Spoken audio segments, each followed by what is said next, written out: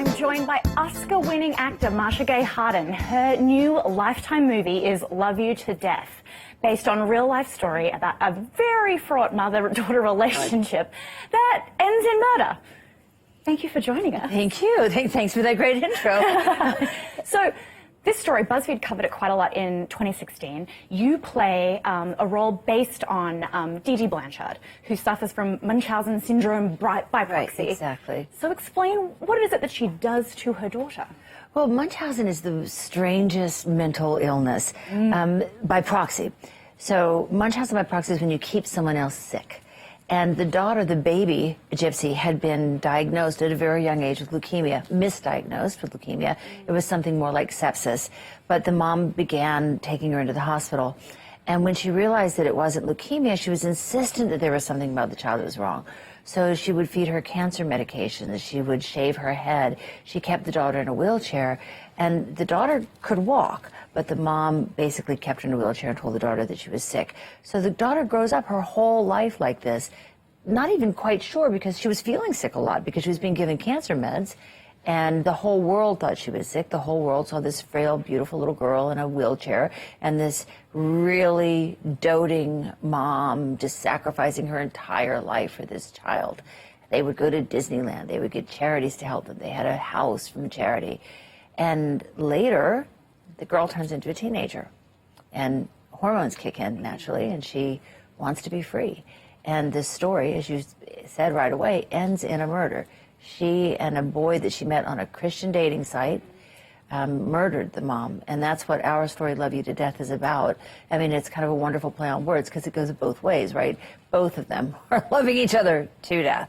And the daughter, Gypsy, is in prison now, as is the boyfriend. The mother is dead. We never know her side of the story, but we can kind of piece together what we think happened, and that's what our film is based on. And it is such a disturbing story. How did you go about researching it? Did you and delving into the role? You know, it's such a bizarre thing because even to this day, I can't tell you I completely understand it. Right. But we did. There's a wonderful documentary called Mommy, Dead, and Dearest, so we watched that. I would try to research everything I could about Gypsy and about Dee Dee, especially Dee Dee, because I wanted to know what was going on before all this. Did she just like one day wake up and decide, you know, that the attention was so good from the daughter being sick and all the goods that they got, the meal ticket basically? What was her life like before? And it turns out that she was potentially suspected of maybe poisoning her stepmother. That when she would go, she was taking care of the stepmother, when she would go there and give the stepmother medications, the stepmother would get really, really sick. And when she left, the stepmother would get miraculously better. So I think there was this, you know, it is a mental illness, and I think it existed. It was a pre-existing condition. So I, you know, did as much research as I could do, but Emily Skaggs is really where a lot of the credit goes to. She's amazing. She plays the Gypsy character, and she would send me she's like a true crime junkie. So she would send me probably stuff that you guys had done, interviews and things that you had done, or news reports that you had done before. She would send me everything, and the more I learned about it, honestly, Amber, the weirder the story is in real life than even the story that we're telling. It's a very sad story. It's a very tragic story. And it's as tragic and dark in real life. You posted a photo on Instagram of your character in the film, right, saying Glamour Shot. Right. Talk us through what it was like being in that outfit, the wig. Right. What's it like to walk around like that? You know, it's not easy, and my daughter is really. She's really conscious of all kinds of things. And she says, Mom, I don't want you to be fat shaming. And I said, I don't mean to be doing that at all. I don't mean to be doing that. But this particular woman was unhealthy. And and that was part of what I needed to do for my character, was to take that on.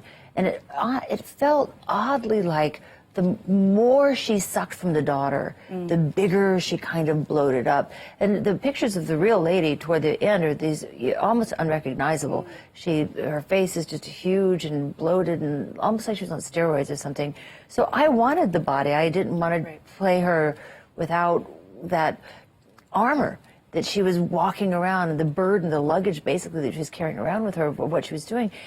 Because then you really start to go, how conscious, if it's a mental illness, how conscious is she of exactly what she's doing? And how conscious was the Gypsy character of the collusion that they would be in the house. I was so curious, were there moments of the house where the mom would go, you know what, the curtains are drawn, you can walk in here, honey, it's fine. Like, what was their collusion between each other? And we'll never know, of course, because the mother's dead, and for obvious reasons, Gypsy's in prison, and she'll be having her defense, and in her defense, it's really, whether it's true or not, it's really about what a victim she was and how domineering the mother was, which I'm sure that's quite true. It definitely makes you think a lot more about sort of the dynamics between the two of them. Yeah, that makes it as interesting to me. Yeah, so I want to switch gears. It's awards season. You, of course, won an Oscar for your role in Pollock. What do you wish you had known before you got up on stage to accept the award? Well, that's a really great question. I think that it's important for people to manage their expectations. I can guarantee you, I was sure that the next day I would wake up and throw back the curtains of my hotel room and the lawn would be made of emeralds.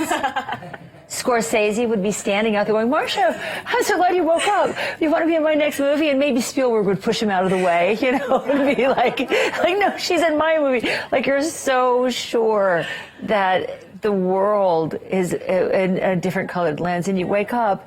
Literally what I did is I woke up, and we were in a hotel room, and I woke up, and I was like, there was a photo shoot coming over to do the Oscar photo shoot, and we couldn't find Oscar, and it's because my daughter, who was 3 at the time, had drug him into her little bed. It was like a little coffee table-sized bed. She had drug Oscar into bed with her, and she was like, Oscar's tired. He's not coming for that photo shoot. We were like, give us the Oscar! I was like already fighting for the Oscar. So it was just, you know, real life. Yeah. It happens the next day. You still wake up and you still need breakfast? You still need breakfast, and the same kind of work you did with the same kind of people is probably the kind of work you'll still get to do, but your life is a little bit more glorified. You have that validation, that honor, and you'll always carry it with you. I mean, I actually... Can someone bring the Oscar to me? It's in the dressing room here at BuzzFeed. I've got it with me.